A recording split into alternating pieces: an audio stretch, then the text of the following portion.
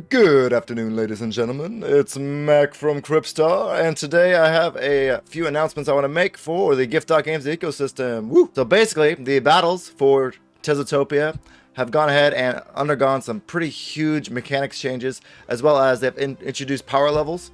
So I'm going to go ahead and talk about the weight divisions for the Tezotopia units, and then we're also going to talk about the new Matterlight sale. There's going to be booster packs being sold next week, so we're going to talk about how to get whitelisted for that, and how to go ahead and check out the demo for that game. And now, if you want to see actual gameplay of the demo, I'm making a separate video for that, so please check the link in the description.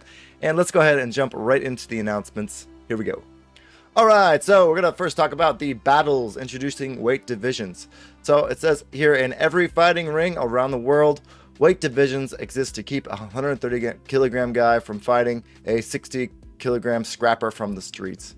So basically, they want to go ahead and make sure that there's not a bunch of Big Macs out there, or, huge, strong units that are just completely destroying, the little Ates and just stomping in them and squishing their skulls and things like that. So this is a mechanic that's meant to go ahead and match people up with the similar power level. Okay, so how will it work? Depending on a new stat, power rating players will select up to max out of their weight division cap. In the hybrid division, it's set to 300 minimum PR army at first. Once that's filled out, you can then work your way to fill out to the maximum 1000 max PR.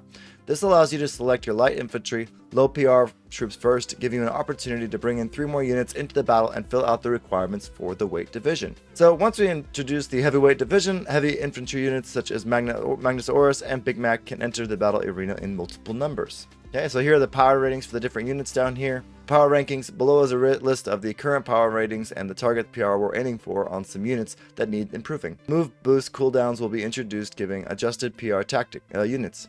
You'll not be able to move boost every turn and wait for a cooldown to use it again. These are represented in the middle column here. As things get tested on a larger scale, some of these ratings may change. We have noticed that the Ates warrior in large numbers is extremely deadly, so we've already increased the PR for Ates warrior from 241 to 300. Looks like Ates the warrior has actually risen in power a bit, and it looks like they're looking to debuff them a little bit. So down to 270. And it looks like Catoshi 4K is going to be getting a huge overhaul here. That's cool. I do have a beautiful Catoshi. I believe Catoshi should be up here with, Big Mac and Magnus Orus, or at least be like a cool unit that is able to use tactics and more strategy based. Big Mac is just a big hunk of metal, but he does a lot of damage and has a lot of defense. But I think Catoshi, if he had some cool moves like slashing attacks, or it could disappear and appear randomly, that would be kind of cool. But it looks like they're making some major adjustments. It's a very detailed system they have going on here. So you have the TZ mech. It looks like he's getting buffed up quite a bit. That's good. 540. Wow. All right, let's go ahead and go down to matchmaking here. The introduction of weight divisions is being put in place to encourage new players that didn't have the opportunity to snag a heavyweight, like units like Big Mac and Orus, to also have an enjoyable experience playing Tezotopia battles. For the past 2 weeks, we've allowed a free-for-all, so basically we can all give it a try and make some amazing spoils of war. Now it's time to go ahead and things need to get real. We have to go ahead and introduce these tiering systems, okay? Rewarding our early investors is something we pride ourselves on, but to do that at the expense of the experience of newly onboarded players does not have a long-term sustainability. Rest assured, we are working on ways to continually support our long-term investors, and will reveal those solutions in the short term. Awesome. So I think that's really cool. I mean, I like to have the weight classes. I was actually having issues because I wanted to, I was basically just pummeling everybody because I have a lot of the older units, and that was fun, but I'd like to have more strategy. And also, I think the higher class tiers should also get, have a better chance of winning better items, right? Because like Big Mac was really expensive, and also some of these other units were really expensive, like Catoshi was pretty expensive. So I think that they should be able to get, better spoils of war. But I think the lower tier, the cheaper units, especially the free units, they shouldn't get quite as good, drops in the battle chests, just because it was free, right? I think they're going to add all this later in the future, so I have a lot of faith in the team. Very excited for that.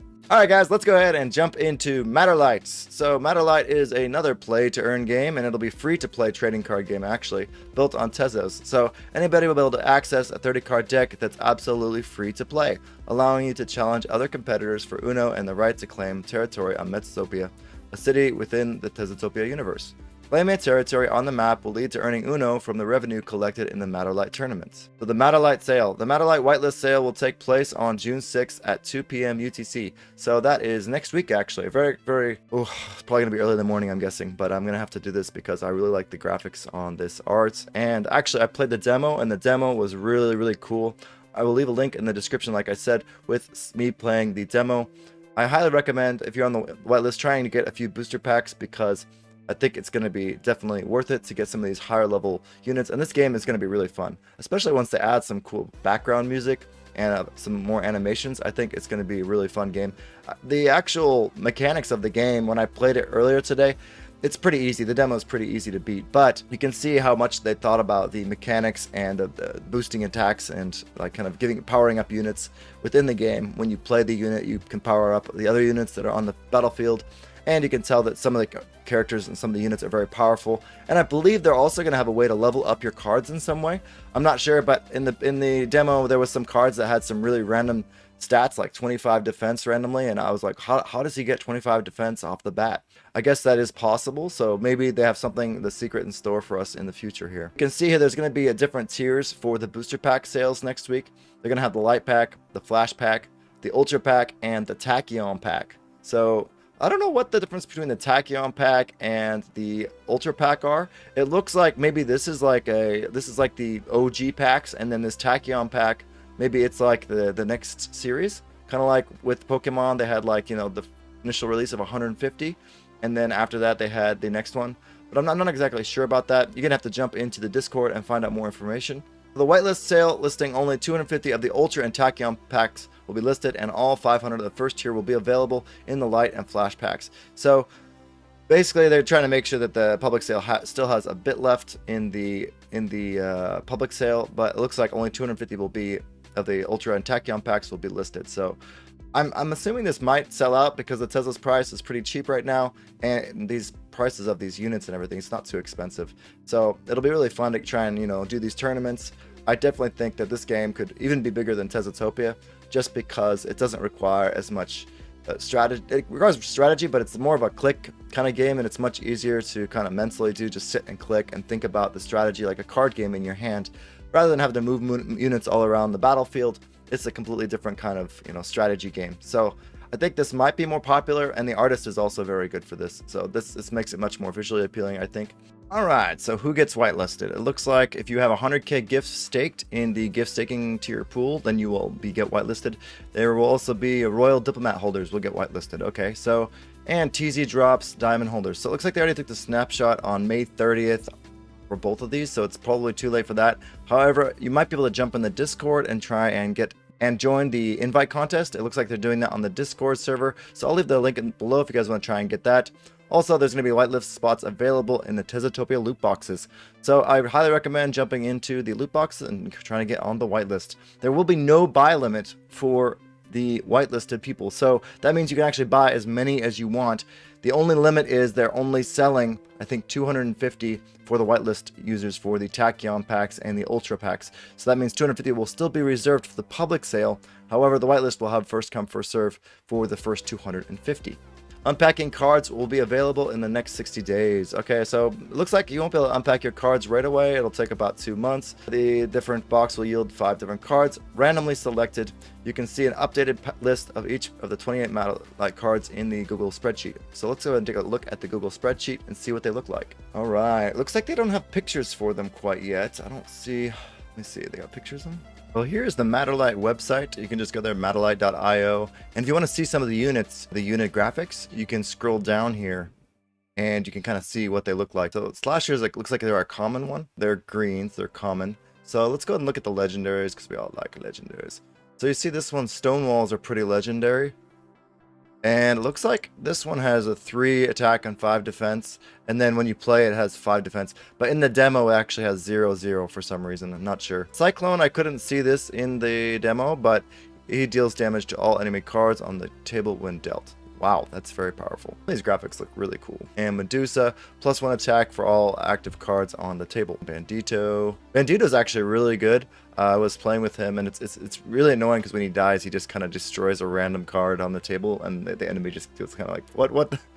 You just lost a card? Are you serious? This one's pretty good, and I don't know what mana is going to be used for yet. I think more information is coming out on that in the future, but the graphics just look really cool for this. And I'm guessing they're going to be coming out with a lot more information on this in the future. Behemoth. This is like the #1. It looks like he's a common card. So 5 and 3. He's a common card, but at the same time, he looks like he's one of the most powerful cards on here. So lots of different things you can play. It looks like having a lot of HP or attack or defense, it matters, but it looks like some of them just having 1 and 1 still makes them very powerful because you can have a lot of cards in your deck. And eventually you end up killing the other player before you even run out of cards. So I guess that's probably why the HP and defense don't necessarily matter as much as you might think they would. The abilities are very, very important, I think. What is this guy? Secretariat. Defender. Add 3 defense to the hero when played. Guess that adds 3 defense to one of your random heroes. Or to this hero. Not sure. I definitely like the wizard. I think the wizard was one of the most powerful cards, giving 10 defense to one of your characters. It was really good. So I'm gonna try and get me some wizards. So yeah, it looks like they have Behemoth and Token ID. So I'm not sure. Looks like the best defense and attack and stuff looks like it's the Behemoth. He's got 5 attack and 3 defense and a mana value of 3. So he looks like he's very, very powerful. And I believe these are all the items in the booster pack, I believe. These highlighted ones with the starter count. This is the starter pack. Okay, yeah, so it looks like I'm going to be releasing more information on this in the future, but I'm definitely going to ape into this. I just like the idea of getting a random unit, the starter and booster packs. It looks really, really cool. So yeah, I'm very excited for this. So that's it for today's episode of Catoshi News. I really hope that helped you guys out. I'm leaving links to all of these articles in the description, so please check it out. Also, please check out the Matterlight Demo. I'll leave a link below in the description for that as well. And you guys have an excellent day. Peace out, everybody. Bro, we need to pump it. Everybody, go to Twitter and hashtag the things. Pump it. Pump it real good. We need a good pump. Everybody deserves a nice tezos pump.